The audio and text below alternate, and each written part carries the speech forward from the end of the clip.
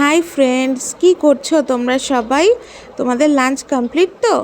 নিশার রান্নাঘরে তোমাদের সবাইকে স্বাগত। আমি নিশা চলে এসেছি আজকে একটা নতুন রেসিপি নিয়ে। কি বলো তো, রুই মাছ দিয়ে ওলের ডালনা। কেউ খেয়েছো রুই মাছ দিয়ে ওলের ডালনা? যদি খেয়ে থাকো কমেন্টে কিন্তু অবশ্যই জানাবে। খুব খেয়ে দেখতে পারো, খুব টেস্টি হয় কিন্তু। আর আমার এই রেসিপিটা পুরোটা দেখো, স্কিপ করো না কিন্তু। আর যদি ভালো লাগে লাইক কমেন্ট সাবস্ক্রাইব করে পাশে থেকো। সাবস্ক্রাইব না করে যেও না বন্ধুরা প্লিজ। প্রথমে আমি রুই মাছগুলো ভালো করে ধুয়ে পরিষ্কার করে রেখে দিয়েছি। আর ওদিকে আমি ওলগুলোকে কেটে নিয়েছি, আলুগুলোকেও ওলের মাপ করে কেটে নিয়েছি। আর মশলার জন্য আদা, জিরে, কাঁচা লঙ্কা আর একটা ছোটো সাইজের পেঁয়াজ নিয়েছি। নিয়ে ওটাকে মশলা করে রেখেছি।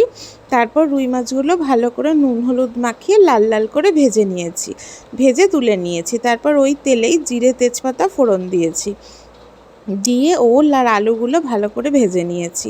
নুন আর হলুদ দিয়েছি পরিমাণ মতো। তারপর করে রাখা যে আগের মশলাটা সেটা ওর মধ্যে অ্যাড করে দিয়েছি, দিয়ে ভালো করে কষাতে হবে যতক্ষণ না তেল ছাড়ছে। আর তোমরা তোমাদের পরিমাণ অনুযায়ী চিনি দিতে পারো। আমি এখানে 1 চামচ চিনি অ্যাড করেছি কষানোর সময়। তারপর ভালো করে যখন কষতে কষতে তেল ছেড়ে দেবে তখন পরিমাণ মতো জল অ্যাড করেছি। আমি একটু ঝোল রেখেছি, তোমরা তোমাদের পরিমাণ মতো জল অ্যাড করবে কিন্তু। তারপর যখন ঝোলটা একটু ফুটে এসছে তখন মাছগুলো দিয়ে ঢাকা চাপা দিয়ে দিয়েছি। তারপর ওল আর আলুটা ভালো মতো সেদ্ধ হয়ে গেছে, 10-15 মিনিট মতো রেখেছি। তারপর ঢাকা সরিয়ে দিয়েছি। তখন একদম যখন সব কিছু সেদ্ধ হয়ে গেছে তখন ওর মধ্যে আমি নামানোর আগে 1 চামচ ঘি আর একটু ভাজা মশলা, হোমমেড ভাজা মশলা ছড়িয়ে দিয়েছি, দিয়ে নামিয়ে ফেলেছি।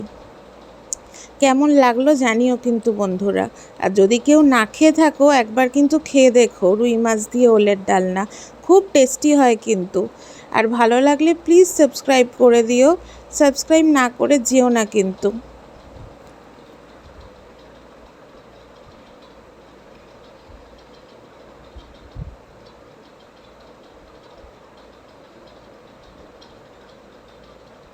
টাটা।